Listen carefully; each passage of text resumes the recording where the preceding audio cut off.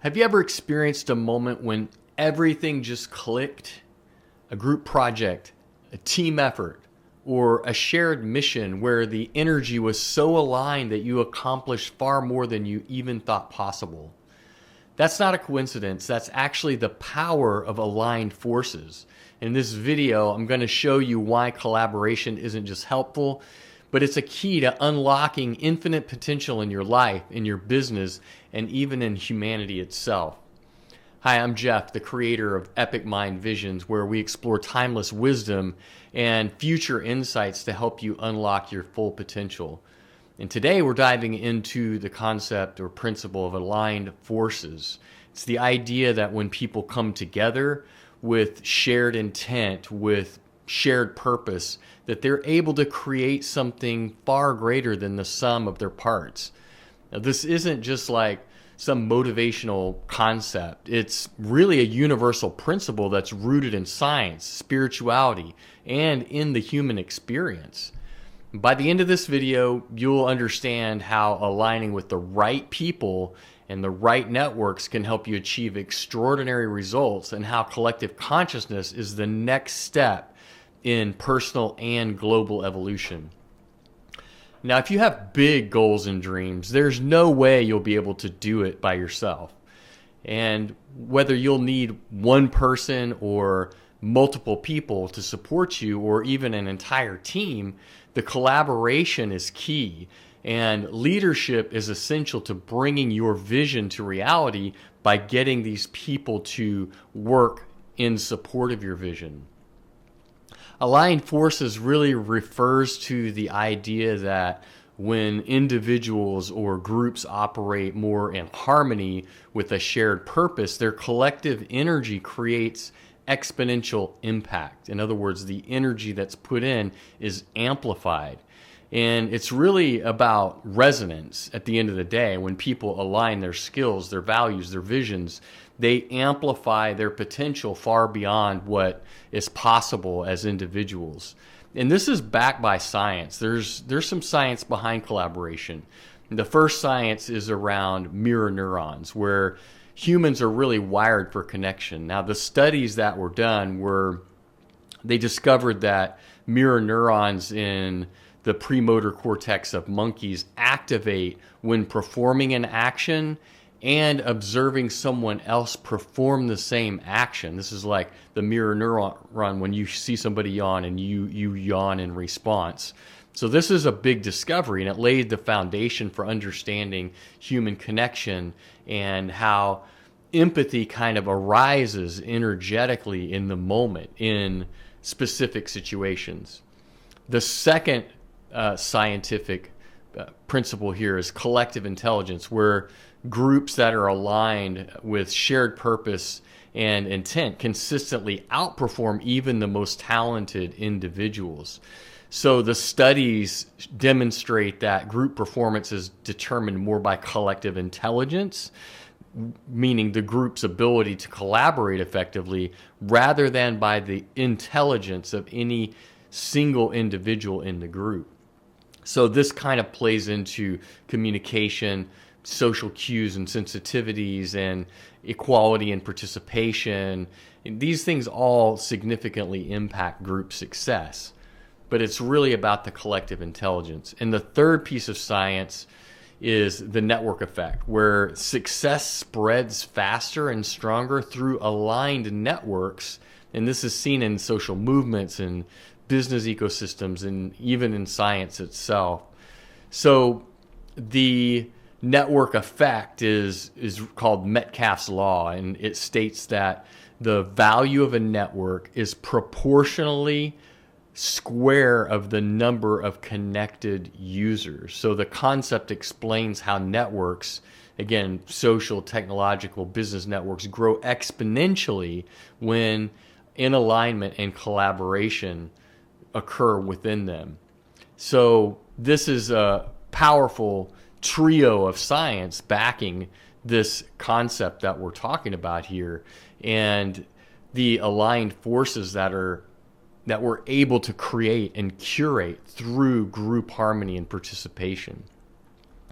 So social platforms like LinkedIn are a good example of this. They demonstrate the network effect where like one person on LinkedIn doesn't really matter, but when you get a whole bunch of people who are there to share their expertise and potentially network and share jobs and other opportunities, that becomes much bigger than the sum of their whole, or the sum of the whole becomes much bigger than the sum of their parts, right? So that's a very powerful example. So how do aligned forces amplify the potential in leadership and in business? And the first concept here is that leadership is really about guiding a team towards alignment. So the responsibility of leadership is to bring everybody together in alignment behind a shared vision, right? Great leaders aren't just delegating mundane tasks. They're creating environments where alignment naturally occurs, is naturally fostered and supported, and amplifies throughout the growth of the company and the growth of the individuals within that team or group. So a key question you would want to ask is, are you creating a culture of collaboration in your company or in the people that you lead? Are you fostering an environment of competition and inauthenticity and lack of vulnerability where everyone has to be afraid all the time? This is a huge, huge issue, right? So the second concept here is entrepreneurship. Entrepreneurship is about building ecosystems, not building silos. So with entrepreneurship in general, we want to understand that successful businesses don't operate in isolation. They create ecosystems within their team, also within aligned partners, within their customers, and within all of the collaborators that are a part of the company and the execution of what it does in business. It's not just about the team. It's not just about an individual on the team and how they can perform. In other words, you're not just focusing on the salesperson and the revenue. You're focusing on the entire team, because you need the entire team to deliver. You need the entire team to continue to grow and be prepared for scale so that you can continue to grow the company, right? So a key question to ask here is, are you building something, a company, with community and that authenticity that we're talking about, and with connection at its core, or is everybody like kind of just in it for themselves and not thinking about the whole and not really paying attention to this potential, this missed potential of aligned forces and the growth that can come out of that and the results that can come out of that? The third concept, personal growth, is finding your own collective resonance. So on a personal level, we know, and we've heard, the people we surround ourselves with determine the trajectory of our lives. We are the average of the 5 people we spend the most time with, so we want to choose accordingly. And the key questions to ask here are, who in our lives are surrounding us, are amplifying our lives? And the other side of that is, who around us is diminishing our lives? And we need to make really empowered, discerning decisions about who we want to spend our time with on an ongoing basis, because these things are they really do have a massive impact on how far we go in life, right?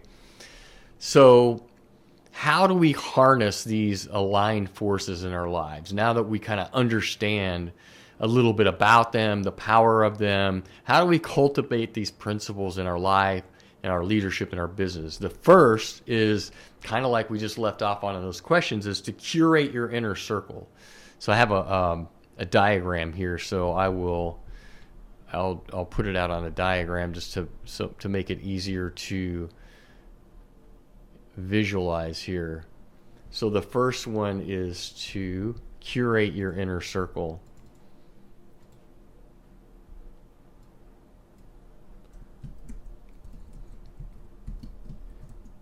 Curate your inner circle.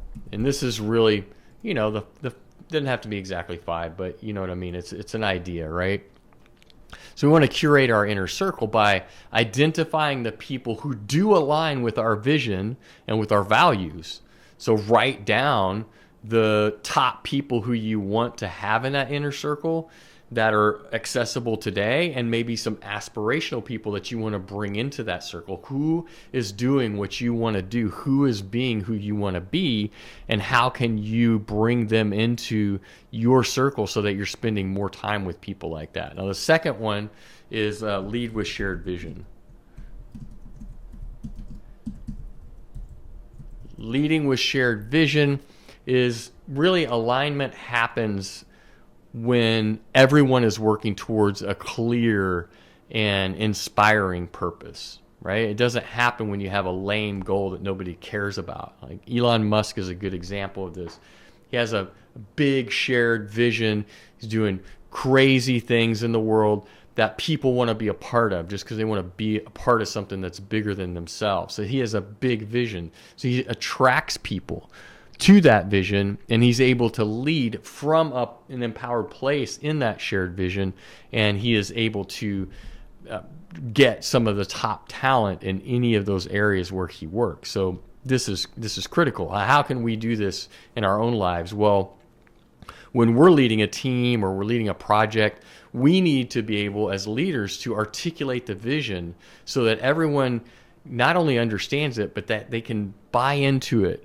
They can align their energy with it, and they can put their effort towards it so that we can all rise together. So that takes a lot to be able to frame your vision and dream in a way that's going to get them to engage in it.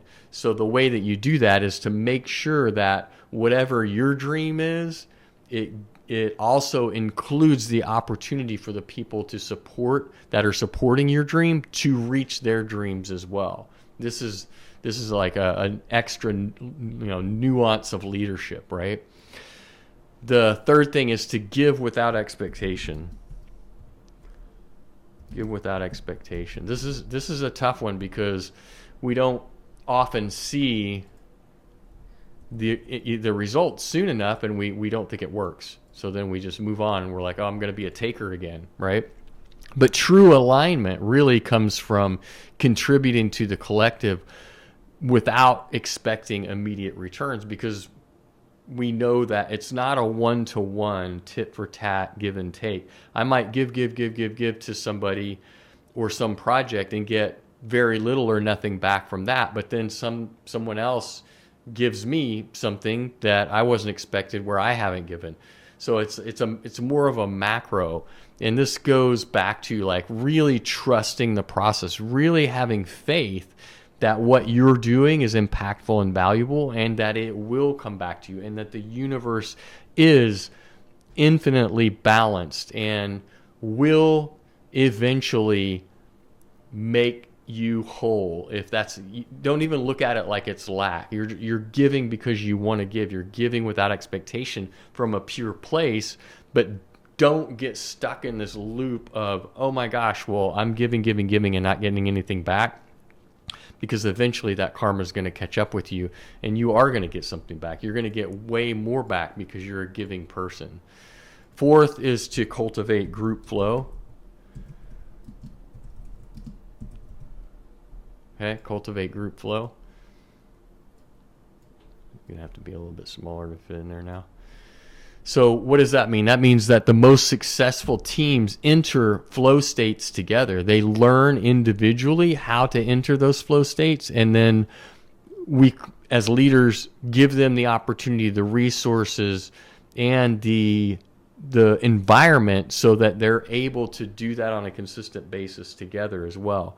This is where creativity and productivity really go through the roof, because when your entire team is in flow, everybody is thriving. No one is causing friction or being affected by friction in the process. Everybody's working together. Everybody is moving forward, and everybody is, helping support each other to move forward and to move the company closer and closer to the goals that we have. So this is cultivating group flow. This is aligned forces, right? And the final one is to disconnect. Maybe you should start with this one. Disconnect from misaligned energies. This goes back to kind of number one, really, where once you have curated your inner circle, you want to make sure that you stay away from misaligned energies, right? So misaligned energy really creates that resistance in a lot of our relationships where the energy is not aligned. It's not even resistance. It's more like stagnation. We stagnate, right? It's just stagnant energy. Every time we see that person, every time we spend time with that person, every time we think about that person, we go back to that state of trauma, that state of loss, that state of whatever it is, and we get stuck there in that resonance, and it really, really holds us back. It's stagnant energy. So we need to move that through by disconnecting and creating more discernment and valuing ourselves enough to be in a mindset that is not for us anymore. Eliminate that. Eliminate those relationships or environments that drain our potential. This is one of, maybe it should be at the top up here, because I think that this is one of the most difficult aspects of not only leadership but entrepreneurship. From what I've seen and experienced myself, and what I've heard my mentors say, is that every single time you level up, you have to leave people behind. You get to leave people behind. It's because you're playing a different game. You're playing a bigger game. You don't have time for that. So whatever they were doing in the past, you don't have time for that anymore. You can outgrow people and still lovingly have a connection with them, but that doesn't mean that you have to be the same thing to them as you always were. You are evolving. You're taking the effort, the time, the resources, the dedication, the commitment, everything that it takes to level up. You're leveling up, and then you're going to let somebody from last year or 5 years ago or 10 years ago hold you back from moving forward. No, you've got to disconnect from that energy, and you've got to be like, look, I wish you the best. And I, like I say, I've experienced this myself, and it can be very difficult because we get attached to people. I love some of these people, and I don't want to leave them behind. I don't want to diminish my connection with them. But I know that, and this is like on an emotional level, but on a logical level, I know that to move forward in my life and to reach the dreams that I want to reach in this lifetime, I have to do it. I have to leave them behind. I have to leave that relationship behind. And this can be tricky. So it's not a perfect, clean thing, and it's not a flippant thing where you're like, I'm just going to eliminate these people from my life and they don't matter. It's not like that at all. It's really more about caring so much for them, but caring even more for yourself and for what you have come here to create, and for what you've come here to manifest in your own reality. So audit those connections, figure out what energizes you or holds you back. How do you feel about them? Are you energized? Are you stagnating? Do an audit. You should do maybe a quarterly or biannually audit. All these people around me, how do they make me feel? Is there any way to remove the stagnant energy so that I can live my life to be the most at my most highest potential? That's really the goal. The future belongs to those who align their energy with others to create something bigger than themselves. When you embrace the principle of aligned forces, you step into a flow of collective growth, of innovation, of purpose. If this resonates with you, like, comment, and subscribe, and join me on the journey. I'll leave you with a question. Who in your life amplifies your potential, and how have they impacted your growth? Share that in the comments. Until next time, remember, your energy is amplified when it aligns with others. Choose to connect, collaborate, and create.